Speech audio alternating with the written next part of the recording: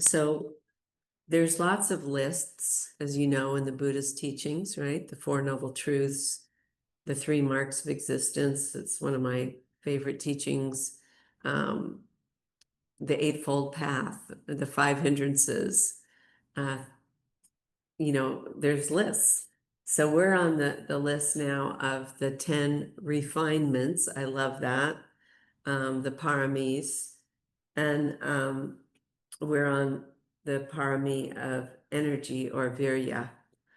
So leading up to this, I always sometimes look at the order of things. I don't think the teachings are meant to be linear, and yet there is a logic in terms of how they build on each other. When I was exploring the Eightfold Path, for example, and writing about it, it was interesting to me that mindfulness and concentration came at the very end. And like here in the West, we always start with that. And what they knew better than what we did is you need to create some ethical foundation, some wisdom, some compassion, that there's a groundwork that needs to be laid where we start looking at the way our mind works when we're being selfish or attacked by the hindrances or greed, anger, and ignorance, that we need to have a solid understanding of that. Because as one teacher I heard talking about concentration pointed out, that without laying that groundwork, have you ever noticed that you can be incredibly concentrated with hatred or dislike? That your awareness, your mindfulness could be really stuck on it shouldn't be this way, or that, what, in the big White House, or, whatever it is, or just a neighbor that, does this leaf blower and you're ready to kill him. We can, you can be grabbed by something. Well, before I say any more, would you agree that, that concentration can be used as sort of a weapon? Yes. Or that we can, okay, so I'm not going to say a whole lot more about it.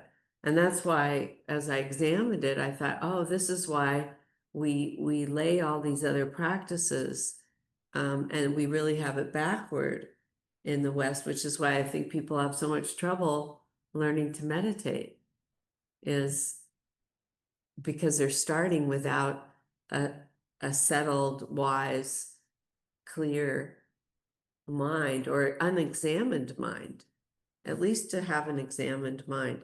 So I'm looking at the 10 paramis, and I'm noticing that energy also comes after generosity, which to me, I translate that as interconnectedness. It's not transactional. It's not a financial exchange. It's an acknowledgement that, I don't know why I want to just say this, what goes around comes around.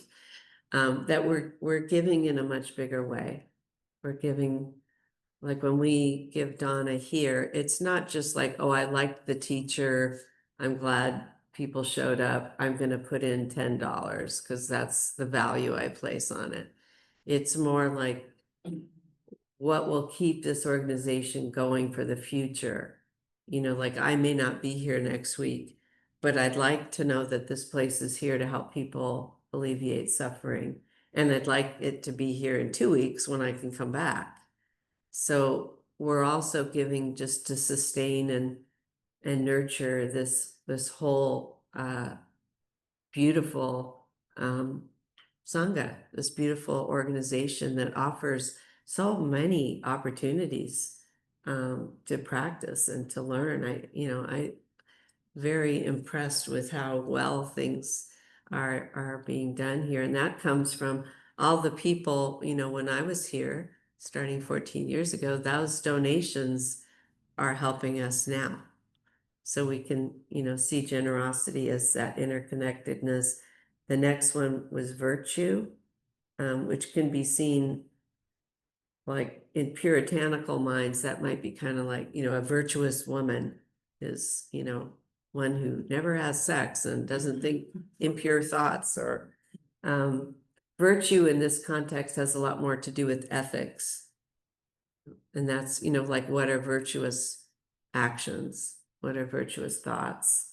And not in like the goody two shoes way, but in the way of like what will give meaning and offer something to the world, that kind of virtue. Renunciation, I'm not sure who taught on that. Joe Kai, yeah, well, he would know. Joe Kai and Hugh and I have spent many years at the Zen Center, and renunciation is a big part of the practice there. The food is super simple. The schedule requires a certain amount of rigor. You don't get to negotiate it. And there aren't a lot of choices, which I used to love about going on retreat. There's very simple meals. There's not a lot of choices. Other retreat centers I found out have sort of let that one go. I had some of the best food of my life at the retreat center up in Petaluma, not to mention their coffee. See, this is like what I remember about it, not, what I learned. No, I learned good stuff there. So yeah, so renunciation makes sense for our Zen priest teacher to talk about. And oftentimes what we find when what we give up offers us a certain freedom, that our attachments, and we can talk about this as we get more into energy, those kinds of attachments can lead to an unskillful expenditure of energy, of, getting what we want.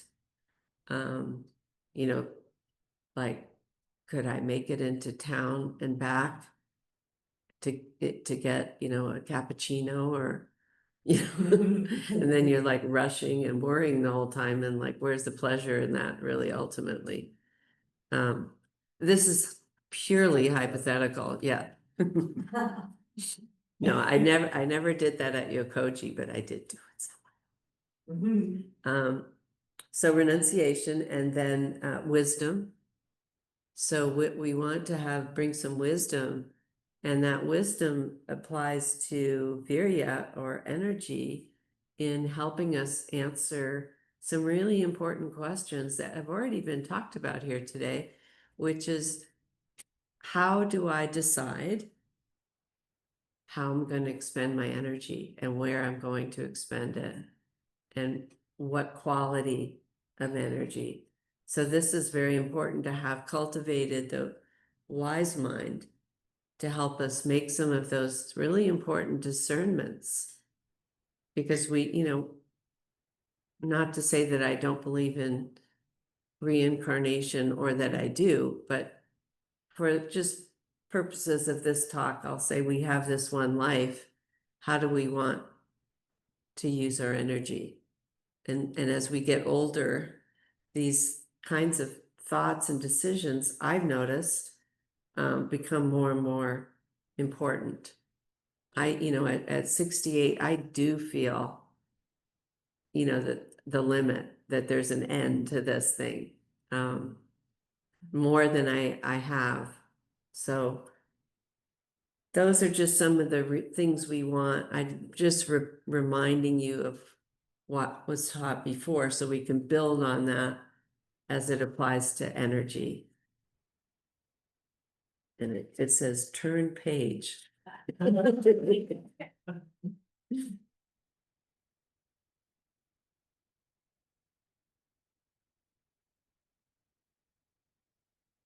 I must mean turn page this way. Okay. I got to examine some of the things I learned, relearned, or re-explored, or learned about this teaching, as I was preparing for the talk, because I was so low on energy. I'm like, well, this is just fucking hilarious, I'm like, but as I continued to read the teachings, I saw that there's ways to cultivate energy. As always, that's what's so wonderful about these teachings, is they offer us suggestions of how do we cultivate energy when we are feeling very low in energy. And one of them is just to have some compassion and check in, like at a certain point last night, I'm like, I'm going to leave this for now and approach it again in the morning, which was a wise use of my energy at that time. That was using the wisdom of the body, um, care, kindness, loving kindness to say, how can I do this? And then as I worked on it last night, I found myself getting really interested in it. And that turns out to be one of the ways to cultivate energy, is to turn to things that actually capture your interest. And after I'd been working on it for a while, Hugh came in, he looked at me, he goes, "You look a lot better." And I said, "Yeah, preparing for the talk raised my energy because I'm really interested in this." So that's one way. The other day I heard this song that I really liked. It was used in a movie, and I have time to do this kind of shit these days, you guys. So I looked up the song. It wasn't familiar to me. I found the beautiful young woman who wrote it and performed it. And then that led me to a video she had made about how the song came to be, like all the factors that went into it and what led to it being still a hit 20 years later, because the next generation liked it. So this was me just following, my interest level and doing something that gave me enjoyment. Um, and that lifted my energy. That raised my energy, just following the little breadcrumbs, which is not something it's sort of new behavior for me. So energy has different aspects to it. And if I asked everyone here, everyone would have a different definition, I believe, of it. It's defined here as the power that we need to do things. We need to have energy in order to take action, hopefully wise action. And there's different aspects of it that can be teased out from the Pali as we translate it.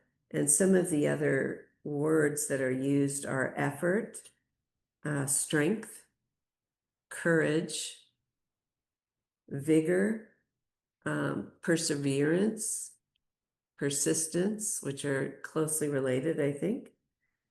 And this gives us the capacity to have the energy to do things. So we're going to look at not all of them, but some of them, starting with strength.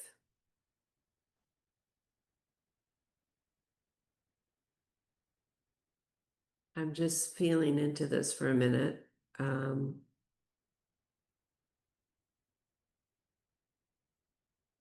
So what kind of strength do you think relates to energy or Viriya? Anyone? Right. So Anita's talking about something I experience as well, of that energy or low energy is felt very physically. Is that true for a lot of you all? Yeah.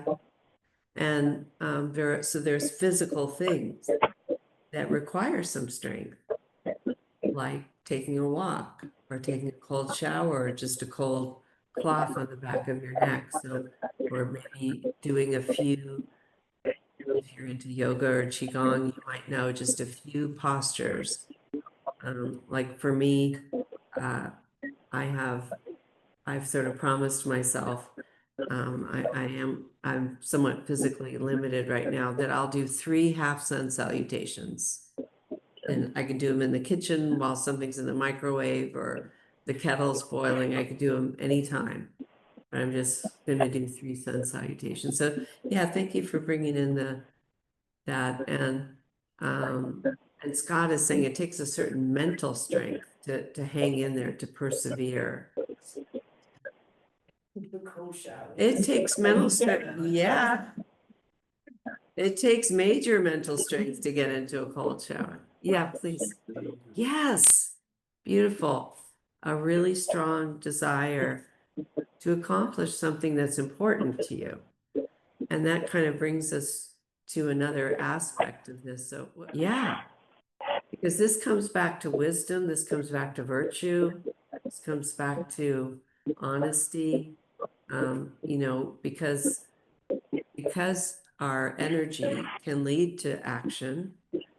We want to make sure that they're the kind of actions that are nourished by ethics and wisdom and kindness and compassion. Because of course we can take action, but if we're not really grounded in our wise mind, it can cause some problems. There actually is also another analogy that's used about wise effort, which I think is okay to include in this topic. The Buddha used several analogies. One is the lute, the tuning of the lute, string too loose, too soft. Another one is a teaching. They're traveling together and they have to cross a river. And, they asked Lord Buddha, how will we cross this river? And he said, by not straining and not stopping is how we cross the river. If we strain, we're likely to get washed away. If we stop, we're going to sink. So finding a measured pace to cross the river is another analogy that's used. And, metaphors are great. So another aspect, in addition to strength, that we need, that is part of finding our Viriya, our energy, our strength, is courage. So in order to have energy, one of the ingredients, we're looking at it sort of like a stew pot. One of the ingredients in there is courage, because it takes courage to take action. Not for everybody, but for a lot of people. And there's so much fear in the atmosphere right now. Sometimes I'll say to Hugh, like, why isn't such and such a group standing up for such and such a cause? And he's like, they're all scared. They're too scared to take action against someone with a lot of power. So we need courage in order to move forward. And anyone want to say anything about how you see courage supporting your energy or being an ingredient in the stew of energy? Does that relate? Yeah. What I so appreciate about what you're saying, many, many things, but one of them is, we can sort of sit back and say, well, when I have the energy, then I'll go, move the succulent over to the shade or, whatever. And I have a confession, I've been doing that, waiting for something to plant something. And what I'm hearing you say is the creative act comes and then the energy comes. Yeah, that's beautiful. Thank you. I'm probably going to go home and do that today. I'll send you a picture. But yeah, and I think that's something to really contemplate. And I like the examples of gardening and cooking, because you may think, well, I'm not creative because I don't paint, sing, play a musical instrument, but there's so many ways to be creative, including being creative about how we're going to use our energy. So we have strength, we have courage as part of the threads of energy. We've talked about needing wisdom as well. And one of the things that to sort of gently distinguish between effort and energy is effort has a lot of outcome to it. And that's not, doesn't mean it's bad. It's only bad if it doesn't go your way and you don't have any equanimity around it. So that comes back to Don's question about attachment.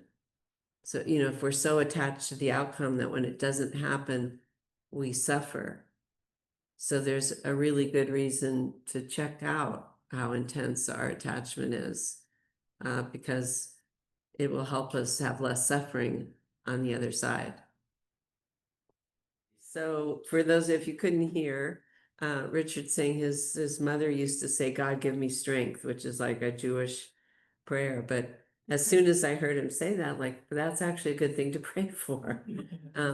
God give me the courage, Yeah. And I think what you're saying is so important. And it's one of the reasons, the teaching of impermanence and including reflections on death are so important. They might sound gloomy, but they're really not. They're liberative. Is that a word? Liberating.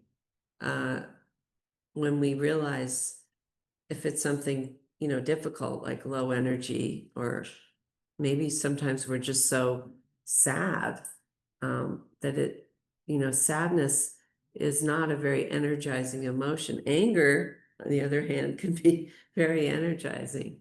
But remembering that it's impermanent, thank you for that reminder. It's really important. I appreciate it. Fantastic question, Bob. Bob's talking about, we've talked about cultivating energy and not having energy. And he's like, what if you have loads of energy towards craving? I'm just going to put addiction under the Buddhist term of craving. And I'm with you. In our case, it would be craving for alcohol or drugs. And what do we do with that kind of energy? And that's why learning the skillful traits of, virtue, wisdom, compassion, kindness, that's why we need to have that as the foundation of learning, as you said, how do we manage the energy? Rather than manage, I think I prefer the word direct the energy, or how are we going to use this energy that we have? And, if you're in the 12-step program, there's some really great things to do when you have the energy of craving, just acknowledging powerlessness. Which actually brings me to a very important topic, back to courage. It also takes courage, and it takes other people, really to do all of these teachings were taught in the context of having a teacher and having a sangha to help make those, if you are stuck in our case, we might call a sponsor or a friend with a lot of sobriety or clean time. I just want to share two things with you quickly, even though they're big topics, but we've kind of covered them already. And one is way to help us cultivate energy, healthy, skillful energy, is to keep in mind impermanence, is to keep in mind the preciousness of this human life, to actually take the time to acknowledge and feel the preciousness of moments, and it's not to minimize or take away, the really difficult times that we're in. That doesn't mean that we aren't allowed to savor the preciousness of this human life, whether, it's a flower or someone's smile, or feeling the warm water on your hands, or coming to a sangha and having someone say it's really good to see you, just to really take time to savor those things. And then the other one may sound a little gloomy, but it's not. which is to contemplate death in a way that serves us. So my best friend since I was 15, so she was my best friend for a little over 50 years, and she died 2 years ago. And she was like the sun that I orbited around, as part of her family. I was godmother to her kids, and she was a little older than me, but she was provided me with a family that I never had. When Joey was diagnosed with cancer, I just like redirected my energy, my priorities, and everything became about she lives in LA, so she's a couple hours away. How can I set up my life and do things so that I can spend as much time with her before she dies? And that became like, well, all people are important. Because I used to be a workaholic, big time. So how can I reprioritize? And in a way, it became a beautiful practice for me. And I can look back now that she's gone and say, I did everything I could to spend as quality time, to take her to the doctor, to take her to a movie, to all the things that we did together before she died.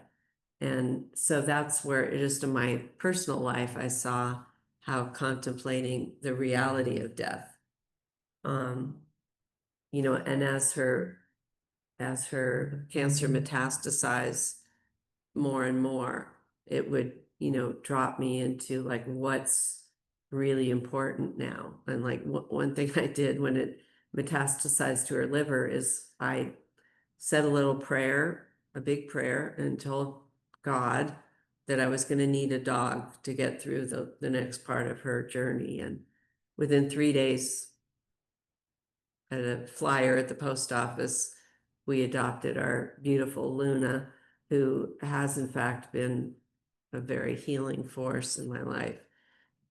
So when we contemplate the preciousness of life, when we contemplate the reality that we are in fact going to die, and so are those around us, this can be, to come back to Hugh's word, a refinement.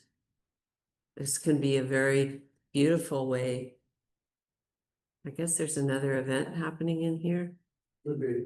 I haven't gone over, but I'm about to stop. I have 2 minutes.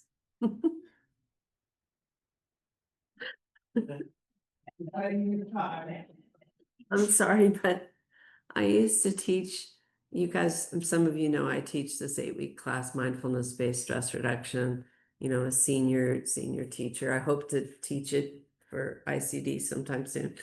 But I was always looking for rooms to teach in. And I found a room at the LGBTQ Center over by Revivals. And there was a group that was always really impatient to come in, and it was leather night at the. So Hugh always found that very amusing, not that he has any issues with leather night, but Just haven't been invited. he has, but he always says you've got to include that in your next book. So, yeah, so thank you so much for coming today. We're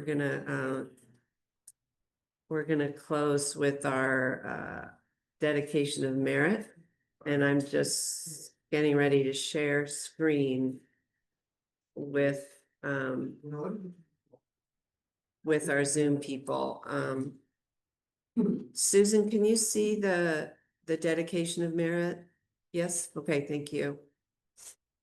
I really appreciate you guys showing up and putting your energy into this today. And I hope that energy also translates into some dana, generosity, which is the first of the 10 perfections. So please practice the perfection of generosity. Going forth into this world, so in need of light, may I bring all the kindness and wisdom I embody to each being and each situation that I meet. May the power of my practice today strengthen my resolve to be an agent of peace and justice in this world. Going forth together into this world, bring all the kindness and wisdom we embody to each being and each situation that we meet. May the power of our practice today strengthen our resolve to be agents of peace and justice in this world. We dedicate our practice for the liberation of all beings, the great, the small, the wise, the ignorant, the powerful, and the powerless. May all beings be liberated from sorrow and loss, hatred and injustice, scarcity and want, and every form of suffering. May our practice today be a prayer for peace, and may it benefit all beings without exception.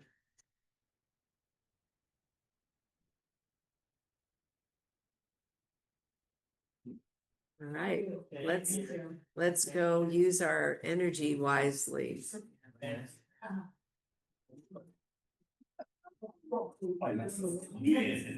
Bye, Zoom friends.